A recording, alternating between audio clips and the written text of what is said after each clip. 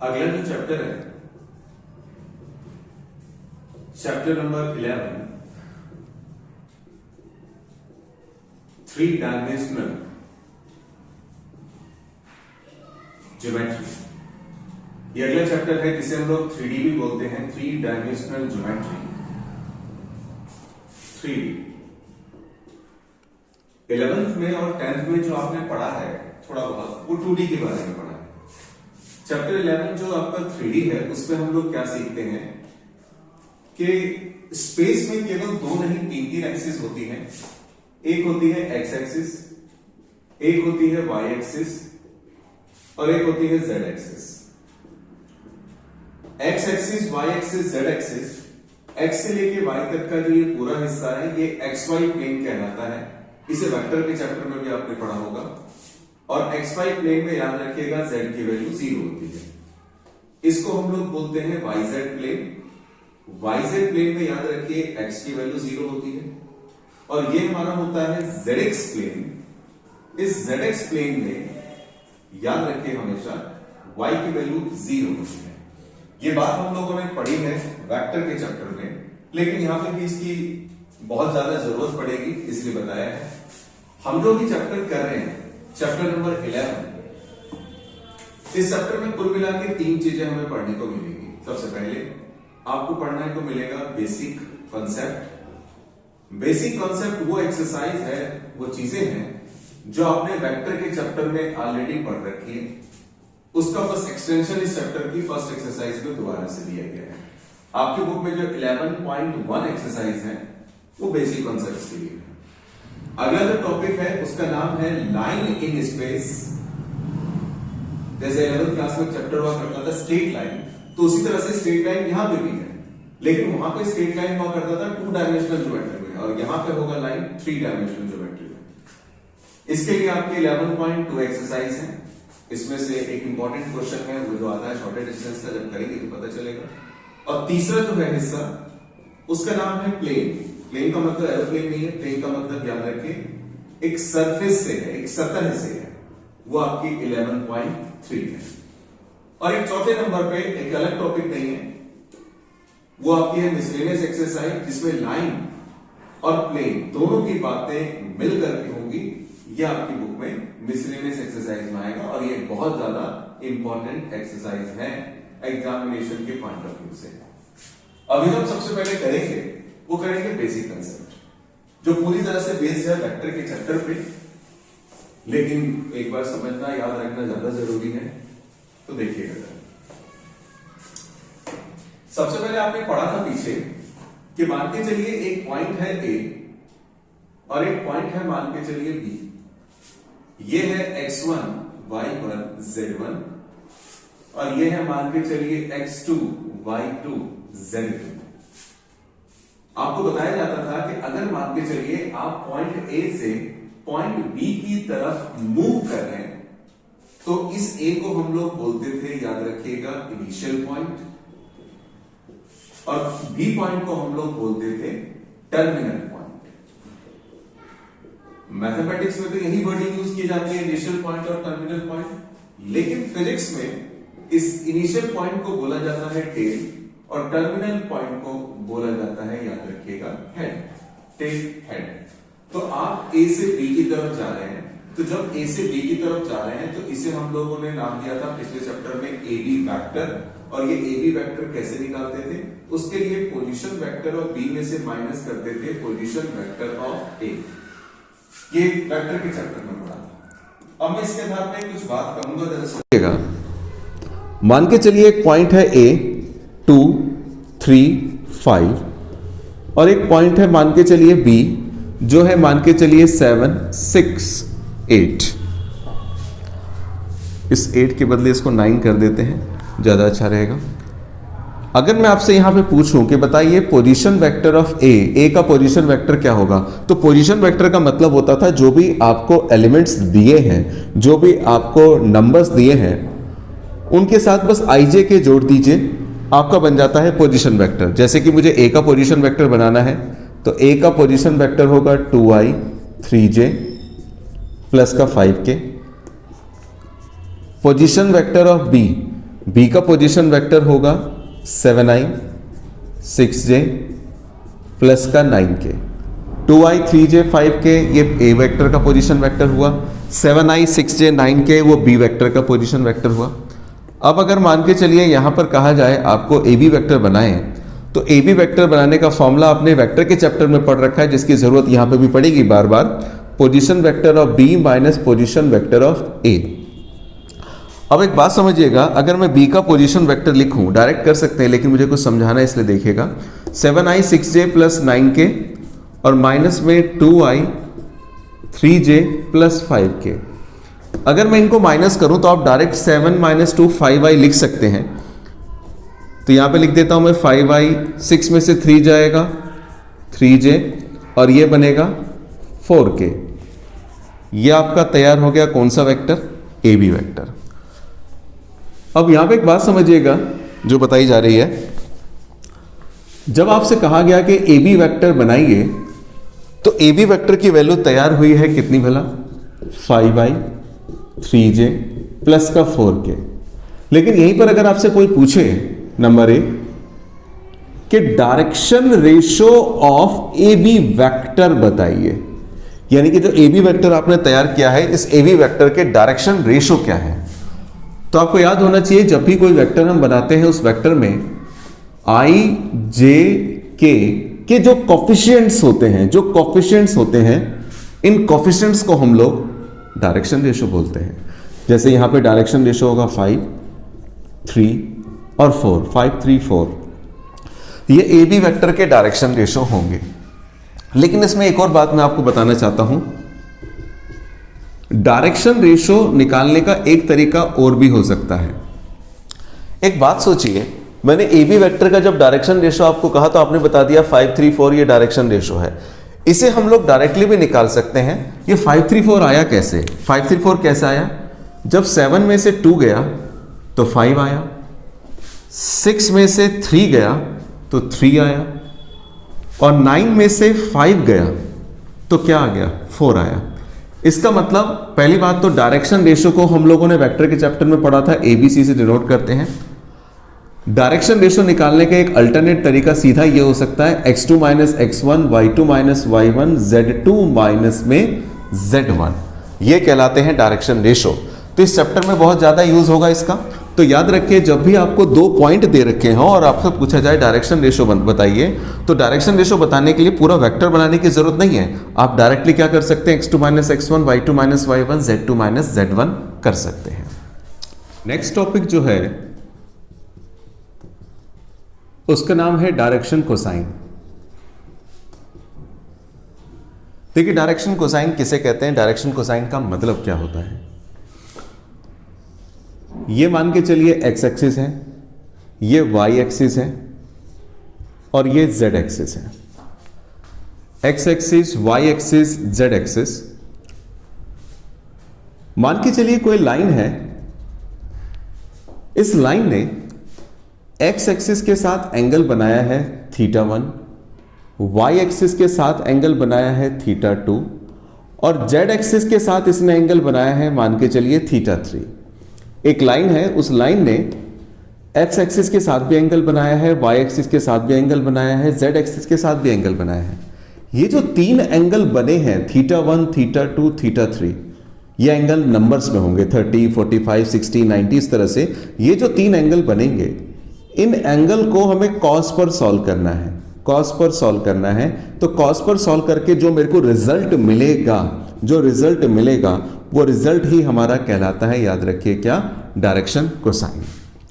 Direction cosine निकालने के 2 तरीके हैं। पहला तरीका यह है कि जब एक लाइन ने X axis, Y axis, Z axis के साथ जो एंगल बनाए हैं उन एंगल्स को आप कॉस में रख दीजिए, तो कॉस में रखने पे जो रिजल्ट आएगा वो कहलाता है डायरेक्शन कोसाइन। और इन तमाम डायरेक्शन कोसाइंस को डिनोट किया जाता है, याद रखिएगा, LMN से।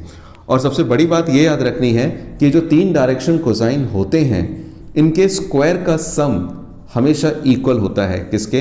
1 के। यानी कि एक लाइन ने एक्स एक्सिस के साथ, वाई एक्सिस के साथ, जेड एक्सिस के साथ जो एंगल बनाया, उन एंगल को कॉस पे रख करके जो रिजल्ट आपको मिल रहा है वो डायरेक्शन कोसाइन है, डिनोटेड बाय DC, जिनको डिनोट किया जाता है LMN से। और तीनों के स्क्वायर का सम हमेशा 1 के इक्वल होता है। ये पहला मेथड है जिसका यूज बहुत कम होगा। जो यूज होगा वो किसका यूज होगा समझिए। मान के चलिए आपको एक z वेक्टर दे रखा है ai bj प्लस सी के, और इस वेक्टर में अगर मैं आपसे पूछूं कि डायरेक्शन रेशो बताइए, तो डायरेक्शन रेशो क्या थे, आई जे के कोफिशिएंट यानी कि ए बी सी। लेकिन यहीं पर अगर डायरेक्शन कोसाइंस निकालने हैं तो डायरेक्शन कोसाइन होते हैं एल एम और एन। तो एल का मतलब क्या हुआ, ये वेक्टर में पढ़ा होगा, ए अपॉन में under root A square B square C square. दूसरा होगा बी अपॉन में square root of A square B square C square, और सी अपॉन में square root of A square B square C square. और यहां पे भी याद रखिए वही बात, ये हमेशा याद रखनी है कि तीनों डायरेक्शन कोसाइन के स्क्वायर का सम हमेशा इक्वल होगा किसके, 1 के। अभी तक हमने डायरेक्शन रेशो पीछे पढ़ा, इसके बाद ये डायरेक्शन कोसाइन, इसको नोट कीजिए। उसके बाद अगला टॉपिक कराया जाएगा जिसमें दोनों का बहुत जबरदस्त यूज होगा। अभी तक आपने जो सीखा है, क्या क्या सीखा है, पहली चीज आपने सीखी, याद रखिए, direction ratio of A vector. इसके बाद आपने सीखा डायरेक्शन कोसाइन। अब इन दोनों को मर्ज करते हुए एक तीसरी बात तैयार करेंगे, उसके बारे में समझिएगा। आपके सामने मैंने दो वेक्टर लिखे हैं, यह है ए वेक्टर और यह है बी वेक्टर। मैं यहां पर आपसे 2-3 चीजें पूछ रहा हूं और इसके बेस पर आपकी 11.1 की एक्सरसाइज कंप्लीट होगी। सबसे पहले मैं पूछ रहा हूं direction ratio of A vector, फिर मैं पूछ रहा हूं direction ratio of B vector, फिर मैं कह रहा हूं direction cosine of A vector, direction cosine of B vector, और इसके बाद लास्ट में A vector dot B vector, direction ratio of A vector dot direction ratio of B vector, और 7th, ये सबसे जबरदस्त कॉन्सेप्ट है आपके लिए, याद रखिएगा, पूरे चैप्टर में बहुत यूज होगा, लाइन में भी और प्लेन में भी, direction cosine of A vector dot direction cosine of B vector. 1 2 3 4 5 6 7, ये 7 पार्ट्स में जो चीजें बताई जाएंगी पूरे चैप्टर में बहुत ज्यादा यूज हो रही हैं। तो एक एक करके जरा समझते हैं जरा।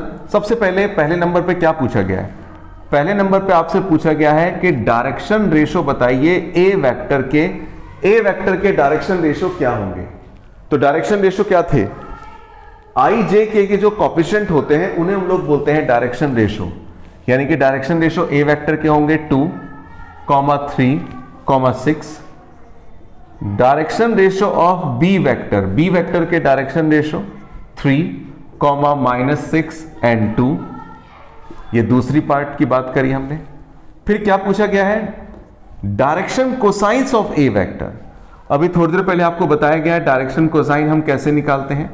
तो direction cosine of A vector क्या होगा, जैसे हम इसकी बात कर रहे हैं तो इसके डायरेक्शन कोसाइन क्या होंगे जरा समझिएगा। इसके डायरेक्शन कोसाइन, इनको हम लोग नाम लिख देते हैं बेशक, L1, M1 और N1, क्योंकि 2 बार निकालना है, एक ए वेक्टर का भी एक बार बी वेक्टर का भी, तो इसे L1, M1, N1 नाम दे देता हूं। जब इसका निकालूंगा तो L2, M2, N2।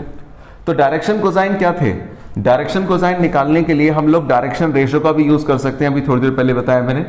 जैसे इसके डायरेक्शन रेशो बताने, डायरेक्शन रेशो आपको दे रखे हैं, डायरेक्शन कोसाइन पता लगाने हैं, तो डायरेक्शन कोसाइन इसका क्या होगा, 2 अपॉन में स्क्वायर रूट ऑफ 2 का स्क्वायर, 3 का स्क्वायर, 6 का स्क्वायर। दूसरे का जब निकालेंगे तो ये 2 के अपॉन में लिखा, आप क्या लिखेंगे, 3 के अपॉन में 2 का स्क्वायर, 3 का स्क्वायर, 6 का स्क्वायर, और N1 क्या होगा, 6 अपॉन में 2 का स्क्वायर, 3 का स्क्वायर, 6 का स्क्वायर। 6 का स्क्वायर 36, 36 और 9 45, 45 और 4 49, इसका स्क्वायर रूट आ जाएगा 7। तो पहला बनेगा 2/7, दूसरा बनेगा याद रखिए 3/7, और इस तरह से N1 आपका बन जाएगा 6/7। ये क्या निकले, ये डायरेक्शन कोसाइन निकले, किसके, ए वेक्टर के, direction cosine of A vector. अगर यहीं पे आपसे पूछूं direction cosine of B vector बताइए, तो जिस तरह से हमने डायरेक्शन कोसाइन ए वेक्टर के निकाले, उसी तरह से डायरेक्शन कोसाइन बी वेक्टर के भी निकालेंगे। बी वेक्टर के डायरेक्शन कोसाइन जरा आप निकाल के बताइए क्या आ रहे हैं। आपने बना लिए होंगे direction cosine of B vector, cross check कर लीजिए। इनके डायरेक्शन कोसाइन को डिनोट कर दीजिए L1, L2, M2 और N2 से। जब इसके लिए बनाएंगे हम लोग तो क्या लिख देंगे, वही 3 अपॉन में 3 का स्क्वायर माइनस 6 का स्क्वायर 2 का स्क्वायर, जो कि क्या आ जाएगा 3 अपॉन में 3 का स्क्वायर 9, 36, 45, 45 और 49 यानी कि 7। और M2 क्या आ जाएगा, M2 डायरेक्ट मैं लिख देता हूं -6/7 और क्या आ जाएगा 2/7। यह आपने डायरेक्शन कोसाइंस दूसरे यानी कि बी वेक्टर के भी निकाल लिए। आपने अभी तक क्या कर लिए, 4 काम कर लिए हैं। 4 काम करने के बाद मेन काम अब ये वाला है, इसको जरा समझते हैं। मैं इसको मिटा रहा हूं जरा, आपने नोट तो कर ही लिया होगा। 5th पॉइंट पे आपको बताना है, याद रखिए, ए वेक्टर डॉट बी वेक्टर। ए वेक्टर बी वेक्टर का डॉट प्रोडक्ट क्या होगा। अगर ए वेक्टर बी वेक्टर का डॉट प्रोडक्ट बनाना है तो पहले ए वेक्टर लिख लेंगे 2y plus 3j plus 6k, और बी वेक्टर का मतलब 3i minus 6j plus 2k। Dot product में i के कॉफिशिएंट को i से, j के कॉफिशिएंट को j से, k के कॉफिशिएंट को k से करते हैं। 3 2 जा 6, j वाला j से करेंगे, 6 3 जा 18 और 2 6 जा 12। तो 6 2 12 और 6 18 में से 18 क्या 0।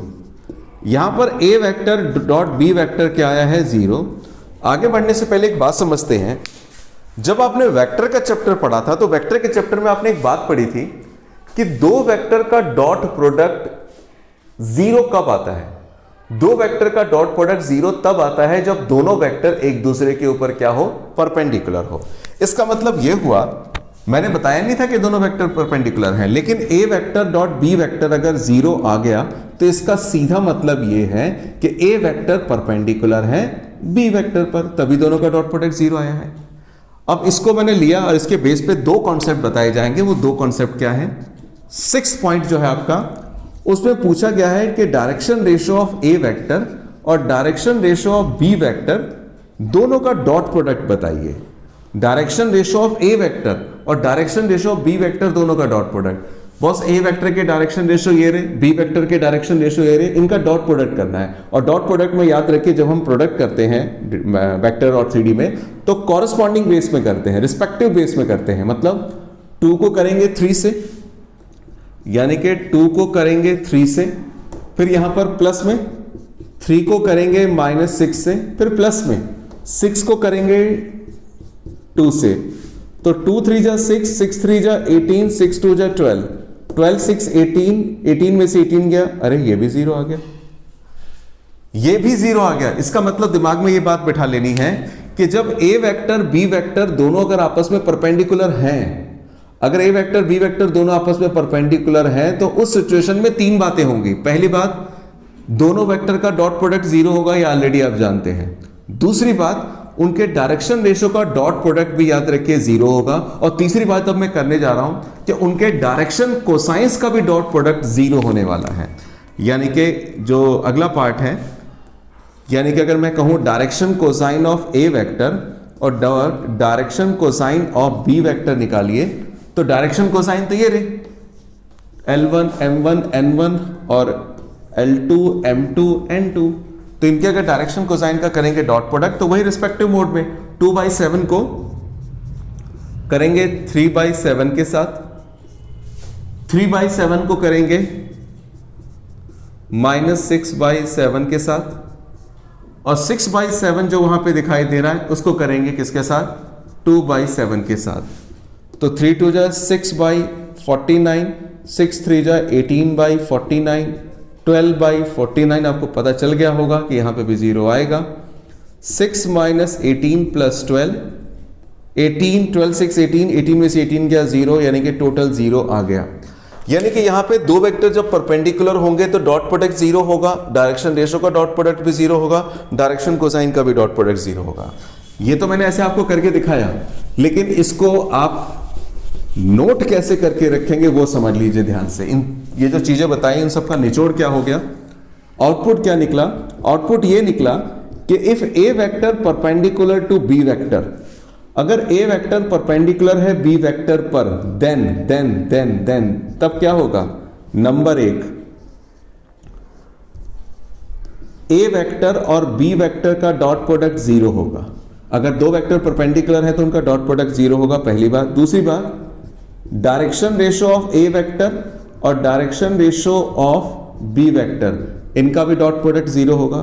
केवल यही नहीं, direction cosine of A vector, direction cosine of B vector, इनका भी डॉट प्रोडक्ट जीरो होगा। आपकी 11.1 एक्सरसाइज में तो इसका यूज है, आगे भी इसका यूज है। 11.1 पूरी की पूरी इसी कॉन्सेप्ट पर बेस्ड है।